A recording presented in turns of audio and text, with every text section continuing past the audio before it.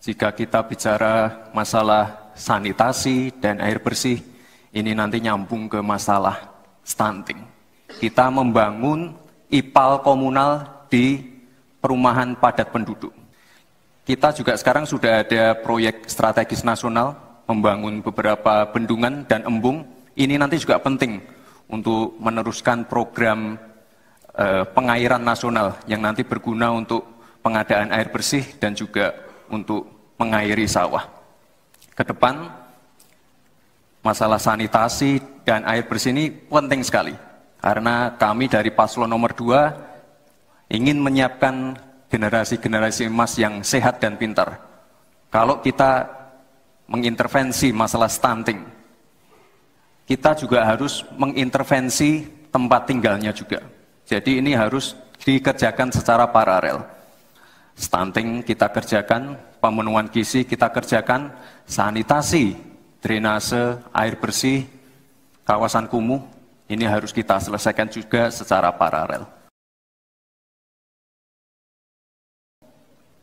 Tadi itu pertanyaan yang dibaca oleh moderator, bagaimana strategi paslon untuk memastikan penyediaan infrastruktur sosial tanpa membebani keuangan daerah. Kayaknya belum terjawab. Tadi yang dijawab tuh infrastruktur fisik semua tuh. Bagaimana Anda menyiapkan regulasi sekarang ini agar semua itu bisa berjalan dengan baik? Infrastruktur yang disampaikan Pak Gibran menjadi bagian dari yang perlu disediakan. Tapi infrastruktur sosial atau infrastruktur kerakyatan, pada dasarnya kita bisa melibatkan semua pihak untuk hadir dan memberikan solusi. Supaya pendidikan bisa terjangkau. Sehingga semua bentuk pendidikan, semua bentuk yang berkaitan dengan pencerdasan kehidupan masyarakat kotanya, maka dibebaskan pajaknya. Baik, terima kasih. Mungkin Prof. Mahfud dan Gus Muhaimin kurang paham dengan apa yang sudah saya paparkan. Saya tadi juga bicara masalah infrastruktur sosial, stunting itu loh Pak. Program makan siang gratis ini adalah investasi menuju Indonesia emas. Program makan siang gratis 400T ini adalah stimulan. Bayangkan 400T mengucur ke daerah-daerah. Semua ibu-ibu ikut memasak makan siang untuk anak-anak kita. Itu Pak yang saya maksud dengan infrastruktur sosial.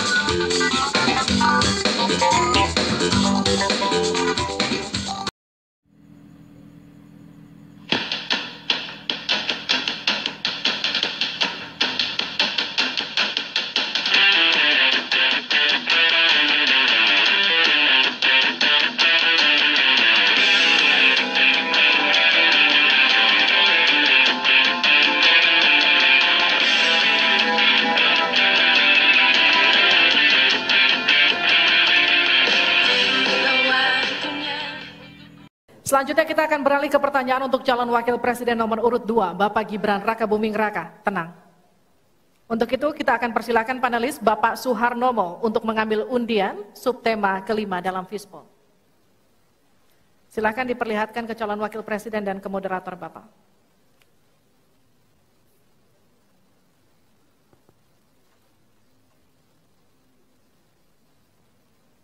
Infrastruktur.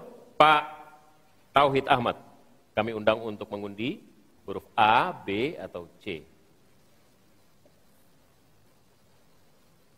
C.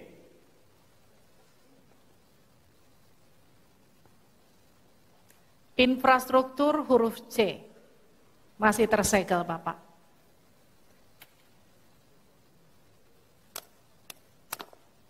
Mohon didengarkan dengan seksama karena kami hanya akan membacakan satu kali. Pertanyaan untuk Bapak Gibran Rakabuming Raka dengan subtema infrastruktur. Dalam 5 tahun biaya infrastruktur pada proyek strategis nasional sebesar 2.385 triliun rupiah dari APBN. Sementara untuk infrastruktur sosial seperti sanitasi dan air bersih masih memprihatinkan. Pertanyaannya, bagaimana strategi paslon untuk memastikan penyediaan infrastruktur sosial tanpa membebani keuangan daerah? Waktu Anda untuk menjawab 2 menit, kita akan mulai ketika Anda berbicara. Silakan. Baik, terima kasih. Jika kita bicara masalah sanitasi dan air bersih, ini nanti nyambung ke masalah stunting. Untuk masalah sanitasi, ini perlu kolaborasi banyak pihak. Misalnya apa yang sudah saya lakukan di Solo. Kita membangun IPAL komunal di perumahan padat penduduk. Ini penting sekali. Lalu untuk kebutuhan air bersih, kita juga bekerja sama dengan kabupaten sekitar, misalnya dengan Wonogiri, Klaten, untuk mendapatkan air bersih. Kita juga sekarang sudah ada proyek strategis nasional, membangun beberapa bendungan dan embung.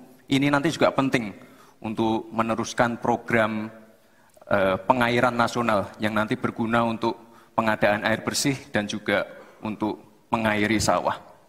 Ke depan, masalah sanitasi dan air bersih ini penting sekali. Karena kami dari paslon nomor 2 ingin menyiapkan generasi-generasi emas yang sehat dan pintar. Kalau kita mengintervensi masalah stunting, kita juga harus mengintervensi tempat tinggalnya juga. Kita tidak bisa hanya memberikan gizi tambahan untuk ibu hamil dan lain-lain, tapi kita tidak menyentuh rumah tinggalnya. Jadi ini harus dikerjakan secara paralel.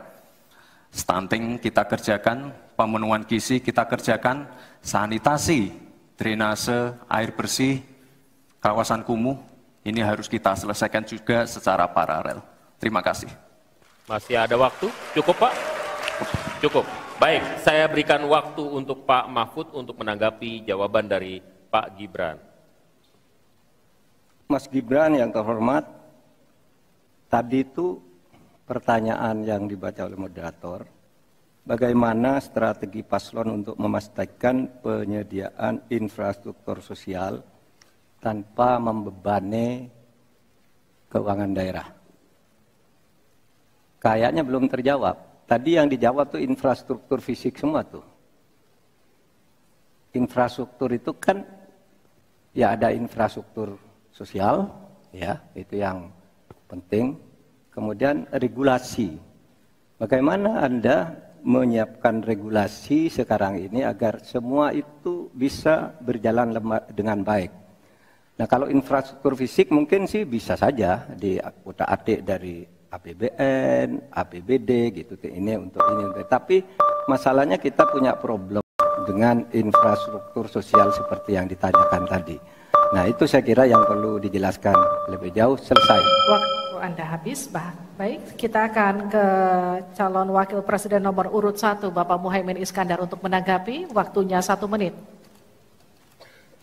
Infrastruktur yang disampaikan Pak Gibran menjadi bagian dari yang perlu disediakan. Tapi infrastruktur sosial atau infrastruktur kerakyatan, pada dasarnya kita bisa melibatkan semua pihak untuk hadir dan memberikan solusi. Contohnya infrastruktur gedung-gedung sekolah yang memberikan kesehatan, kecerdasan bagi masa depan anak didik kita. Apa yang bisa kita lakukan? Misalnya, kita bebaskan pajak buat seluruh penyelenggara pendidikan supaya fiskalnya terpenuhi, supaya pendidikan bisa terjangkau, sehingga semua bentuk pendidikan, semua bentuk yang berkaitan dengan pencerdasan kehidupan masyarakat kotanya, maka dibebaskan pajaknya. Ini seperti yang sudah dilakukan di Jakarta, yang ini bisa kita tarik ke tingkat nasional. Infrastruktur sosial tercipta dengan pemerintah memberi fasilitas yang memadai. Cukup, Pak? Bapak? Cukup. Baik. Kita stop, countdown. Tenang. Saya berikan kembali waktu untuk Pak Gibran untuk menanggapi atas tanggapan dari Pak Mahfud dan Pak Muhaimin. Baik, terima kasih. Mungkin Prof. Mahfud dan Gus Muhaimin kurang paham dengan apa yang sudah saya paparkan. Saya tadi juga bicara masalah infrastruktur sosial, stunting itu loh Pak. Ya, tapi nggak apa-apa, saya perjelas lagi. Kita punya program makan siang gratis.